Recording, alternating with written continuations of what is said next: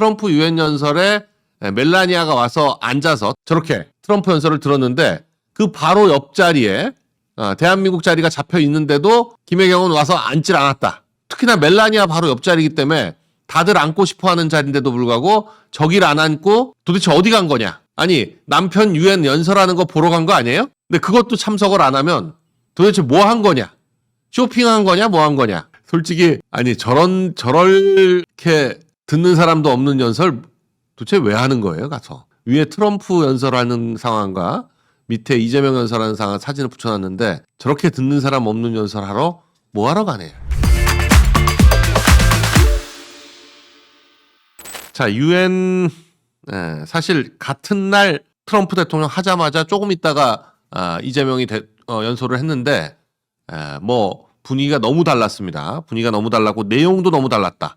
내용도 너무 달라서 이 한국과 미국이 완전히 딴 나라, 딴 세상 살고 있나 하는 느낌이 들 정도로 완전히 달랐다. 일단 트럼프 연설하는데도 멜라니아가 웬만하면 사실 트럼프 행사에 잘 안 오는데도 불구하고 트럼프 유엔 연설에 멜라니아가 와서 앉아서 특별석이 있습니다. 그 배우자들 앉는 특별석에 앉아가지고 저렇게 트럼프 연설을 들었는데 그 바로 옆자리에 대한민국 자리가 잡혀 있는데도 김혜경은 와서 앉질 않았다.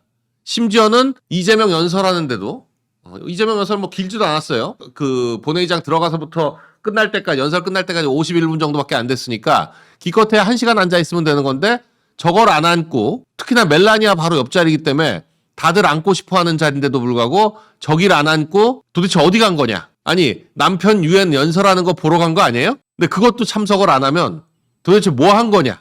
쇼핑한 거냐 뭐 한 거냐. 왜 간 거예요? 왜 간 거야? 아니 이재명 발언 시간이 아니래도 트럼프 그러니까 멜라니아 옆자리라고 하면 멜라니아하고 몇 마디라도 하기 위해서라도 저희 가서 앉아 있어야지. 통역이 앉을 데가 없어서 바로 앉아야 되니까 그러면 한마디도 못 할까 봐 저기 안 앉은 거예요? 잠을 잔 거야? 시차 때문에 잠잔 거야? 아니면 뉴욕 관광한 거야? 뉴욕 맛집 찾아간 거예요? 점심시간이라서?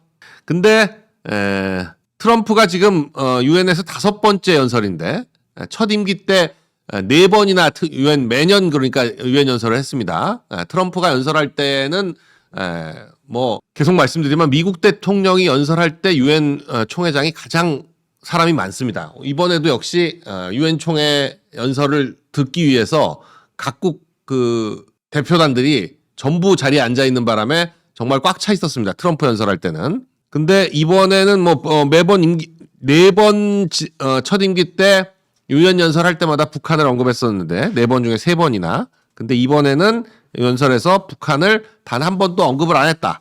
오히려 한국은 무역 합의를 이룬 국가다라고 언급을 했다는 거죠. 무역 합의를 이룬 국가다. 영국, 유럽연합, 일본, 한국, 베트남, 인도네시아, 필리핀, 말레이시아 등 수많은 국가와 역사적인 무역 합의를 잇따라 성사시켰다. 네. 그러니까 3,500억 불은 무조건 받아내겠다라고 말할 수 있는 거죠. 그런데 유엔에서 유엔이 무능하다. 기후변화는 최대 사기극이다. 이 얘기를 트럼프는 또 했습니다. 기후변화에 대해서 트럼프는 전혀 이걸 인정하지 않는 걸로 알려져 있죠. 저도 그렇습니다. 저도 기후변화라는 클라이밋 체인지라고 하든 글로벌 워밍이라고 하든 뭐라고 얘기하던 간에 기후가 변화한다? 기후는 원래 늘 변화해 왔습니다. 기후는 원래 늘 변화해 왔고 기후가 뭐 변화한다면 뭐 급격히 변화한다. 뭐 어떻게 변화한다. 뭘 어쩌라는 거예요 이게요. 아니 역사적이 아니라 하여간 뭐라 그러죠? 빙하기. 그러니까 지구의 거의 대부분이 얼음에 덮여 있고 얼음에 덮여 있지 않은 빙하에 덮여 있지 않은 지역이 별로 없는 적도 지역 일부 빼놓고는 거의 빙하에 덮여 있을 정도로 얼음이 많이 날씨가 추워지는 이게 소위 말하는 빙하기죠. 빙하기가 이 지질학적으로 보면 최소 25번 있었다는 거예요. 최소 25번. 그리고 그때는 빙하가 온대지방을 전부 다 얼음이 내려와서 덮고 그 온대지방이 그래서 25번 이상 이 냉대지방 또 북극지방 이런데 북극과 남극에 있는 얼음들이 내려오면서 빙하가 돼서 그게 엄청나게 쌓이면서 그 빙하들이 땅을 깎아서 온대지방의 그 평원들 대평원들이 비옥한 토지가 되는 특히 우크라이나 지방의 흑토지대라든지 러시아에 있는 플레인이라든지 미국에 있는 그레이트 플레인 지대 이런 데들이 형성되는 이유가 그 빙하들이 내려와 가지고 깎아 가지고 형성된다는 건데 그런 빙하기가 진정한 기후 변화지. 아니 그 날씨가 따뜻했던 때도 많이 있습니다. 빙하기하고 빙하기 사이에 간빙기라고 해가지고 날씨가 굉장히 따뜻해지는 때가 있는데 날씨가 따뜻해질 때마다 오히려 문명이 더 발전하면 발전했지 인간한테 더 유리하고 문명이 발전하면 발전했지 인간한테 불리할 게 없다. 지금 기후가 더 따뜻해지기 때문에 위험하다 어쩌다 얘기하는데 위험할 게 없어요. 날씨가 따뜻하면 좋은 겁니다. 근데 그거를 무슨 대단한 무슨 지구의 변화인 것처럼 사기를 쳐가지고 결국 이 기후변화 사기극을 벌이는 사람들이 대부분 과학자들인데 과학자들이 기후변화를 주장하면서 그걸 연구하겠다고 연구비 많이 받아내고 기후변화에 대응해야 된다 그러면서 또 연구비 받아내고 결국은 과학자들의 연구비 받는 쇼에 이용되는 거다. 이렇게 보는 사람들도 많이 있고 저도 그렇게 봅니다. 그러면서 트럼프는 탄소 발자국이니 온실가스 배출량이니 이건 악의적 의도를 가진 사람들이 꾸며낸 사기다. 그리고 독일을 비롯한 유럽 국가들이 재생에너지 발전에 지나치게 집중한 결과 에너지 가격이 치솟고 생산시설이 붕괴했다. 독일이 지금 대표적으로 탈원전의 피해를 입고 있는 대표적인 나라죠. 메르켈이 탈원전을 급격히 시행하는 바람에 전기값 에너지 가격이 10배 이상 올라가지고 독일 산업 기반이 무너지고 산업 경쟁력이 약화됐다. 이게 일반적인 견해입니다. 그런데 이재명은 지금 보시면 이재명 연설할 때 사진 보세요. 정말 3분의 1도 채 안 찼다. 트럼프 연설할 때 꽉 찼던 사람들이 다 점심 먹으러 가가지고 이재명 연설할 때는 3분의 1도 안 찼다. 이 사진 한번 솔직히 저렇게 듣는 사람도 없는 연설 도대체 왜 하는 거예요 가서 위에 트럼프 연설하는 상황과 밑에 이재명 연설하는 상황 사진을 붙여놨는데 저렇게 듣는 사람 없는 연설하러 뭐하러 가네요.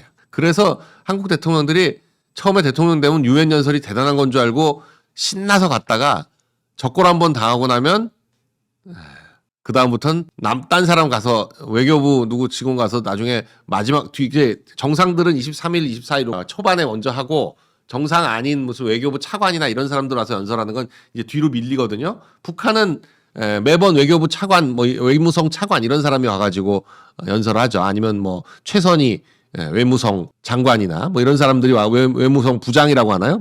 그런 수준인데 이재명이 보니까 문재인 연설할 때보다도 사람이 더 없는 것 같아요. 심지어는 북한도 이재명 연설할 때 아예 듣지도 않았다. 중국만 와서 들었다. 그것도 누군지도 모르는 되게 이제 대표부 대사나 차석 대사 정도는 얼굴을 확인해서 아는데 누군지도 모르는 사람이 와서 앉아 있으면 그냥 그 유엔 대표부 직원 한 명이 와서 앉아서 메모만 해간다. 이러면 전혀 모르는 거죠. 이재명 연설 차례 때 중국은 외교관 한 명이 추가돼서 2명인가 3명이 같이 듣고 있었고 북한은 아예 듣지도 않았다. 그런데 이재명 연설에서는 글로벌 이미 현실 문제가 된 기후위기는 인류의 생존을 위협한다.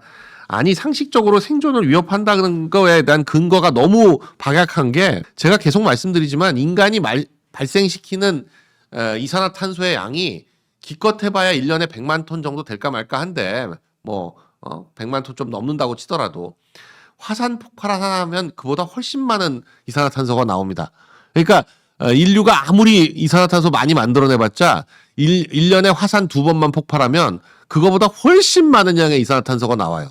근데 차라리 화산이 폭발하지 않게 만드는 게 낫지 인간이 무슨 이산화탄소 발생시키는 거 늘리니 줄이니 해가지고 그거 서로 힘들게 하는 게 그게 맞냐 이런 거죠. 그러니까 내용도 모르고 그냥 써주는 대로 읽고 앉았으니까 이런 내용 쓰고 있고 인공지능이 도대체 뭘 어떻게 할 수 있는지도 모르면서 인공지능이 주도할 기후 혁신이 어쩌고저쩌고 하면서 떠들고 그러니까 이게 뭔가를 알고 얘기하는 사람과 모르고 얘기하는 사람이 얼마나 다르다라는 걸 알 수 있죠. 아니 저 정상회담도 합의문이 굳이 필요 없을 정도로 얘기가 잘 됐다고 저렇게 거짓말을 했고 한마디 말 안 턴 이 대통령 물밑서 진두지휘 그리고 저 강훈식은 저 모자하고 사인하고 놓고 이거 얻어왔다고 막을 건 막고 챙길 거 챙겼다 아주 MBC 썸네일은 가관이네요.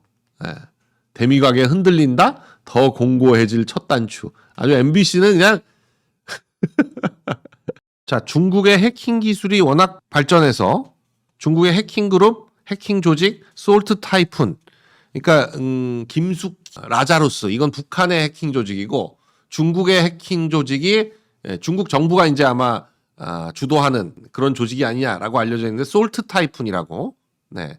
솔트 타이푼 그러니까 소금 태풍이라고 해야 될까요? 솔트 타이푼이 전 세계 80여 개국에 걸쳐서 광범위하게 영향을 주고 있다라고 FBI가 발표를 했습니다. 전 세계 600개 기업이 해킹 대상이 돼 있다라고 하는데 이게 600개 기업 안에 이제 통신사들이 많이 들어 있어요. 통신사를 해킹하면서 해킹을 통해 가지고 통화 내용 뭐 이런 것들을 주로 해킹하는 모양인데 우리나라 통신사들도 예외가 아니라서 뭐 SKT, KT 지금 순서대로 걸리고 있는데 뭐 오히려 LG는 아예 중국하고 깊은 연관이 있기 때문에 안 할 수도 있다. 뭐 이렇게도 얘기가 나올 정도로 LG는 어차피 화웨이 기기를 쓰니까 해킹이 아니라 그냥 연결돼 있는 거나 마찬가지다. 이렇게도 얘기가 되고 있는 정도입니다. 근데 KT 소액 결제까지 지금 털리는 걸 봐서는 이 KT 해킹한 가짜 기지국이라는 게 아예 이 기계가 중국 온라인에서는 대놓고 거래하고 있는 그런 기계다. 가짜 기지국. 이게 펨토셀이라고 하는 초소형 기지국인데 전파가 약한 지역에 통신 품질을 개선하기 위해 설치하는 초소형 기지국 펨토셀을 사서 아예 특정 위치에 세워놓고 이 통신을 다 인터셉트 하는 거죠. 뭐 KT, 롯데카드까지 지금 탈탈 털리고 있어서 해킹에 대한 포비아가 금융보안업계의 비상이다라고 얘기가 나오고 있습니다. 그런데 말씀드린 솔트 타이푼이 이미 미국 전 국민의 정보를 빼갔을 수도 있다라고 할 정도로 점점 수준이 높아지고 있다.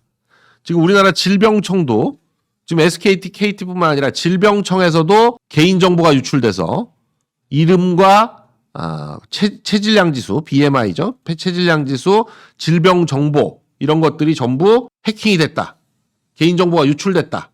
이 개인정보 유출되고 이거는 가만둡니까? 이것도 영업정지해야 되는 거 아니에요? 질병관리청 영업정지하고 책임자, 질병관리청장이 책임지고 해야 되는 거 아니에요? 보건복지부 장관 사표 내고. 자, 지금 대법원에서는 계속 내란 전담 재판분이 내란 뭐 특별분이 뭐 하는 것들 이게 다 사법권 독립 침해다. 그래서 반대하고 있습니다. 그런데도 불구하고 민주당은 어떻게든지 밀어붙여서 윤석열 대통령 내란 사건을 유죄로 만들기 위해서 지금 보니까 민주당이 저 난리를 치는 이유는 지금 이대로 갔다가는 내란 사건 무죄 날 가능성이 굉장히 높다. 직권남용만 유죄 나고 지금 지기현 판사는 올 연말까지 결심해가지고 내년 봄에 선고하겠다. 지금 이렇게 얘기하고 있는데 그러면 내란은 무죄 나고 직권남용만 유죄 나는 뭐 이런 상황이 펼쳐지면 완전히 선물 키는 거죠. 그러니까 민주당은 어떻게든지 내란 전담부든 뭐든 해가지고 판사를 자기네들 입맛에 맞는 우리법 연구회든 뭐든 이런 사람들 닥닥 긁어 모아가지고 재판부 만들어서 무조건 유죄로 만들기 위해서 지금 난리를 치고 있는 겁니다. 그리고 지금의 대법원 구성으로 봐서는 대법원까지 가도 다 무죄가 날 것 같으니까 어떻게든 대법원도 또 자기들 입맛에 맞는 대법관들 잔뜩 밀어 넣어가지고 유죄를 만들려고 지금 하고 있는 겁니다. 그러다 보니까 일단 제일 중요한 건 조희대 대법원장부터 빨리 물러나게 해야 되니까 어떻게든 수사를 하겠다 뭐 어떻게 했다 해가지고 온갖 걸로 지금 압박을 해가지고 조희대 대법원장을 사퇴시키려는 지금 그런 의도를 드러내고 있습니다. 청문회를 하겠다. 근데 문제는 이 청문회를 이재명도 정청래도 몰랐는데 추미애 혼자서 그냥 결정해가지고 진행을 했다는 거예요. 지금 법사위는 완전히 추미애 판이다. 추미애가 한번 나서기 시작하니까 정청래도 이재명도 다 묻혔습니다. 지금 법사위는 서영교와 추미애 이 둘 다 지금 서영교는 서울시장 나가려고 하고 추미애는 경기도지사 나가려고 해가지고 둘 다 아주 그냥 개딸들한테 잘 보이려고 파들한테 잘 보이려고 지금 초강경으로 나가고 있는데 그러면 그럴수록 정당 지지율은 민주당 지지율은 점점 하락하고 있다. 아주 깽판을 치고 있고 이 깽판 때문에 여론이 점점 나빠지고 있다. 그런데도 정청래는 대통령도 갈아치우는 마당에 대법원장이 뭐라고. 이 글 한번 볼까요? 우리 국민은 이승만 대통령도 쫓아냈고 박정희 유신 독재와 싸우고 광주 학살 전두환 노태우도 감옥 보냈고 부정비리 이명박도 감옥에 보냈고 국정농단 박근혜 내란 사태 윤석열도 탄핵했다. 대통령도 갈아치는 마당에 대법원장이 뭐라고. 왜 노무현 자살 얘기는 왜 안 써? 노무현 돈 먹고 자살한 얘기는 왜 안 써? 결국 이제 정청래가 자긴 반국가 테러리스트다라는 걸 자백하는 내용인데, 네. 저기 언급된 대통령들이 다 대한민국의 오늘을 만들고 발전시켜온 대통령들인데, 저러다 보니까 지금 민주당과 국민의힘 지지율이 사실상 붙어버렸습니다. 뭐 1% 정도 차이라고 볼 수가 없죠. 오차 범위 내는 사실 언제든지 어느 시점에 조사하느냐에 따라서 왔다 갔다 할 수 있는 거기 때문에 40.6이나 39.5는 큰 의미가 없다. 근데 저기 정당 지지율에서는 눈여겨봐야 될 거는 오히려 조국당이 사실상 존재감이 하나도 없어졌다라는 거. 자, 그런데 지금 이 특검이라는 게 박근혜 대통령 수사했던 국정농단 특검 때는 총 예산이 25억이었는데 지금 이재명이 하고 있는 이 3대 특검은 벌써 205억 원을 쓰고 있고, 특수활동비. 아니, 민주당이 다 없앴던 게 검찰, 경찰 특수활동비 아니에요? 이 특수활동비를 특검이 뭘 도대체 몇 달 하는데 특수활동비가 뭐가 필요하다고 특수활동비 28억 원까지 포함해서 쓰고 있다. 내란 특검이 87억 원, 김건희 특검이 78억 원, 해병 특검이 40억 원을 쓰고 있다. 해병 특검은 최순실 국정농단 특검도 예산보다 커요. 근데 아무것도 지금 기소 한 명도 못했지, 구속 한 명도 못 시켰지, 최해병 특검은 도대체 뭐 하고 있는 거예요? 아니, 근데 윤석열 대통령 때 딱 한 명 최해병이 사망했는데, 지금 이것도 내가 올렸는데, 네, 그림. 최해병 한 명의 죽음이 지금 이 이재명 치하에서 3개월 만에 벌어지고 있는 수많은 군내 의무사들, 이재석 해경은 최해병보다 더 황당하게 지금 바다에서 실종돼서 죽었는데 어떤 목숨은 다른 목숨보다 더 가치가 있는 건가요? 무안공항에서 170명이 말도 안 되게 사고 둔턱에 비행기가 부딪히는 바람에 잘 착륙하고도 한꺼번에 사망했는데 그 사람들 사망은 어디로 갔는지 이유도 모르게 밝히지도 않고 있고, 이재명 보고 밝혀달라고 하니까 이재명이 내가 뭐 나선다고 해서 더 밝힐 수 있을 것 같지도 않다 이러고 있고, 지금 이태원 사고는 계속 조사위를 구성해가지고 계속 조사하고 이래야 되는 건가요? 그리고는 특전사 헬기를 지연시켰다는 김문상 대령, 그리고 VIP 경로서를 폭로했다는 박정훈 대령은 훈장을 준다. 황당무계한 일입니다. 황당무계한 일이에요. 군대가 항명하는 사람한테 훈장을 줘요? 이런 짓거리를 벌이고 있는 게 지금 민주당이다. 자, 법원이 지금 좀 정상적으로 돌아가려고 하는 건가요? 네. 특활비 얘기가 나와서 지금 이재명이 특활비를 공개한다. 6, 7, 8월 동안 쓴 특활비 공개하겠다. 지금 받으려고 특활비 없어도 일을 뭐 다 할 수 있다고 맨날 그러더니 자기들은 대통령 되자마자 특활비부터 만들었죠. 근데 6월부터 8월까지 쓴 돈이 어마어마합니다. 어디다 쓰는지도 모르는 특활비를 삭감한 것인데, 이것 때문에 살림을 못하겠다고 하는 건 사실 좀 당황스러운 얘기죠. 대통령실 특활비를 삭감했다고 해서 국정이 마비되지도 않고, 검찰 특활비를 삭감했다고 해도 국민이 피해를 입지 않습니다. 문제된 그런데 이재명이 특활비 썼다 그러면서 공개한다고 하면서 이제 또 돈 더 받아내려고 하는 수작이죠. 근데 공개했다고 하면서 공개했다고 내놓은 문서를 보면, 자, 이겁니다. 특활비 집행 결과라고 하면서 집행액 3개월 동안 4억 6천 썼습니다. 근데 외교안보 정책 네트워크 구축 및 관리 1억 5,800, 민심 여론 청취 및 갈등 조정 관리 9,800, 현안 공직비위 인사 등 정보 수집 및 관리 9,700, 국민고통 위로 및 취약계층 격려 5,200, 국가 정체성 상징성 강화 5,800 이러는데, 저거 다 무슨 말인지 알 수가 없잖아요? 하다못해 그냥 쓰고 싶은데 쓴 거 아니에요? 뭐가 저게 도대체 뭐야 도대체? 그래서 구체적으로 좀 일자병 집행 내역을 보니까 내역이라는 것도 말도 안 되는 내역인데, 자, 이거 보세요. 네트워크 구축 450만 원, 전문가 조력 480만 원. 이게 뭐야 도대체?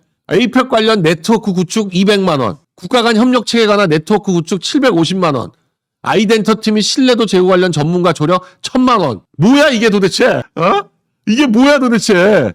재계 주요 인사 면담 및 의견 청취 150만 원. 주요 공공사업 촉진을 위한 네트워크 구축 및 관리 900만 원. 아니 무슨 네트워크를 어떻게 구축하는데 900만 원을 써. 외교 활동비 520만 원. 황당무계해요. 아니 저렇게 영수증 내놓으면 아니 하다못해 세 사람 근무하는 속국방 편의점에서도 저런 식으로 비용 처리해달라 그러면 야 이 새끼야 이거 돈 어디다 썼어 영수증 갖고 와 이렇게 되지. 아니 저런 식으로 돈 쓰면 100억 원 못 써요? 네트워크 관리 1000만 원, 네트워크 관리 2천만 원, 네트워크 관리 3천만 원 이렇게 하면 이렇게 만일에 작성돼 있는 거 회계장부에서 보면 이거 다 그냥 배임행령이라고 보고 수사 들어가야 될 사안이에요. 저거는 끝자리에 무슨 1000원 이런 것도 없어. 다 100만 원대야. 아니 개혁과제 관련 여론 청취 몇백만 원. 무슨 이게 뭐 청취가 왜 몇백만 원이야. 뭔데 뭘 누구한테 어떻게 청취했는데. 노동 현안 파악 및 갈등 조정 200만 원. 갈등을 어떻게 조정했는데 아니 저거 더 구체적인 것도 있긴 있는데 보면 다 비공개야. 업무 추진비 집행 내역을 보면 행사용 식자재 구매 비공개. 행사용 식자재 구매야. 비공개. 다 비공개. 그나마 뭐 영수증이 붙을 만한 것들은 비공개야. 그러니까 아직도 저놈의 법카 가지고 초밥 사 먹는 건 그대로인 것 같아요. 지금 보니까. 행사용 식자재 구매. 아니 저렇게 쓰면 저걸 뭐하러 써요? 저 다 그냥 식자재 구매 그럼 끝이지. 자, 부자들이 발빠르게 짐 싸서 해외로 가고 있다. 해외 이주자 평균 그 재산 반출 금액이 8년 만에 2배가 됐다. 2017년에는 해외 이주 신고 6,300건의 해외 이주비가 총 5조 2천억이었는데 지금 올해는 이 상반기에 1인 한 가구당 15억 4천만 원. 그때는 7억 원이었는데 15억 4천만 원으로 8년 만에 2배 이상 증가했다. 하는 겁니다. 결국 상속증여세 개편 안 하고 이런 식으로 말도 안 되는 세제 유지하면 해외로 재산을 반출하려고 하는 게 점점 더 많아질 수밖에 없다. 그런데 이 사람 웃깁니다. 이찬진 금감원장 이번에 된 사람은 부동산의 악순환을 끊겠다. 그러면서 이 사람이 그 참여연대 집행위원장 시절에는 기자회견에서 뭐라 그랬냐면 고위공직자 임용 시 다주택자를 배제해야 된다. 이렇게 주장을 했습니다. 그래놓고는 강남의 아파트 2채를 가지고 있다. 2002년에 하나 거주하고 있고 2019년에는 맞은편에 같은 크기 아파트 한 채를 추가로 사들였다. 이거 보통 2채 사가지고 가운데 털어가지고 한 채처럼 쓰는 거 이렇게 하는 거죠. 이재명도 2채 60평짜리 아파트 한 채 사고 그 옆에 경기개발공사에서 한 채 사가지고 왔다 갔다 했다는 의혹이 있었잖아요. 근데 이 이찬진은 구로농지 강탈 사건 국가배상 소송에서 400억 원의 성공 보수를 받아가지고 그거 뭐 참여연대 뭐 10억 내놓고 민변에 뭐 10몇억 내놓고 뭐 이런 식으로 자기가 민변 무슨 과거사 위원회 위원장인지 위원인지 하던 시절에 맡았던 구로농지 사건을 그거 끝나고 나서 사건을 맡아가지고 국가 상대로 손해배상해서 5천억인가 받아내서 400억 원의 수임료를 받았다. 한 건으로 받아낸 수임료가 400억 원이에요. 400억 원. 그리고는 그걸로 아파트 샀다는 거죠. 우면동 대림아파트. 부동산 그러면서 금융감독원장 되자마자 부동산 가격 상승이 가계대출에 확대를 부추기고 이는 다시 부동산 가격을 올리는 악순환이 형성되고 있다. 본인은 대출 안 하고 샀다는 얘기예요? 뭐야? 김의겸이 빌라 팔고 산 아파트가 바로 여기 이 아파트입니다. 우면동 대림아파트인가요? 근데 이찬진은 13억 원 현금을 주고 이 아파트를 산 다음에 한 채는 창고로 쓰고 있다. 한 채는 거주용, 한 채는 물품 보관용으로 쓰고 있다. 겨울 옷 갖다 놓고 뭐 철진한 거 하나 창고처럼 쓰고 그리고 이 나머지 한 채에 대해서는 자기 딸을 세대주로 등록해놨다. 자, 이 계속 말씀드리지만 역대 대통령들 서울 아파트값 등락률 이거 뭐 경실련에서 발표한 건가 뭐 그런 자료인데 노무현 때 80% 상승하고 MB 때는 오히려 10% 하락했고요. 박근혜 정부 때 21% 상승하고 문재인 때는 119% 상승했다. 서울 아파트 값이. 오히려 윤석열 정부 때는 1%밖에 상승하지 않았다. 이건 서울의 30평대 아파트의 평균 가격을 가지고 계산한 거네요. 이거는 서울 아파트 중위 가격 이걸로 계산을 한 것 같은데 코스피 5천 간다고 해서 5천 가는 줄 알고 계시는 분들 이런 사람들은 어디다가 뭘 재산을 투자하는지를 보시면 돼요. 이 사람들이 주식을 하는지. 금융감독원장인데 금융은 안 하고 부동산만 하고 있다. 근데 9.7 공급 대책이 나오고 난 이후에 수도권 집값이 급격히 상승하고 있어서 자, 장동혁 대표가 취임한 이후에 국힘의 지지율이 4주 연속 상승세다.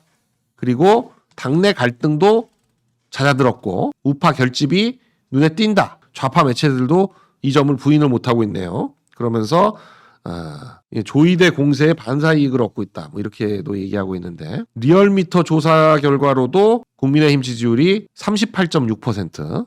네. 국민의힘 민주당과의 격차를 오차 범위 내로 좁혔다. 리얼미터 조사 결과는 조국혁신당은 1.9%네요. 개혁신당 4.1%고. 근데 이건 리얼미터 조사 결과가 이렇지만 에브리 리서치 조사 결과도 결과가 저희가 볼 때는 더 현실에 가까운 것 같은데 이미 이제 이재명에 대한 지지도는 국정수행 지지도는 40%대로 떨어지고 그리고 민주당과 국힘은 거의 붙었다. 이런 결과가 더 현실적이 아니냐 이렇게 보여집니다. 지금 대구에서 장애투쟁을 하고 28일 일요일인가요? 네, 28일 일요일에 대한문 앞에서 그러니까 광화문 대한문 앞에서 두 번째 장애투쟁을 한다. 김문수 장관과 만나서 오찬을 하면서 이 장애투쟁 이걸 도와달라 그런 상황인데 지금 뉴트 깅리시가 최근 폭스뉴스와의 인터뷰에서 한국 상황에 대해서 발언하는 내용을 좀 들어보시죠. Voted against helping senior citizens. When you get down to detail, by the way, talking about Trump's great mission to Korea, government is destroying Christianity. And it is an astonishing, which nobody in this country is picking up on. Rubio has picked up on it. President Trump has talked. We're one ally in South Korea, headed up by basically a pro-communist government, which is literally destroying an astonishing on human freedom. Was there to protect from the dictatorship. 네, 뭐 세금 얘기하다가 찰리 커크 얘기하고 찰리 커크가 한국 기독교를 지금 현재 정부가 붕괴시키고 있다. 프로 커뮤니즘한 현재 정부가 크리스티애니티를 디스트로이하고 뭐 파괴시키고 붕괴시키고 있다. 뭐 이런 아주 강력한 내용을 한국의 상황에 대해서 얘기를 하고 찰리 커크도 이렇게 얘기하고 있었다라는 얘기가 폭스뉴스에 실렸습니다. 그래서 이 미국 공화당 원로들 또 미국 공화당의 많은 정치인들이 한국의 종교 탄압 상황에 대해서 굉장히 우려를 표명하고 있다는 말씀을 드립니다.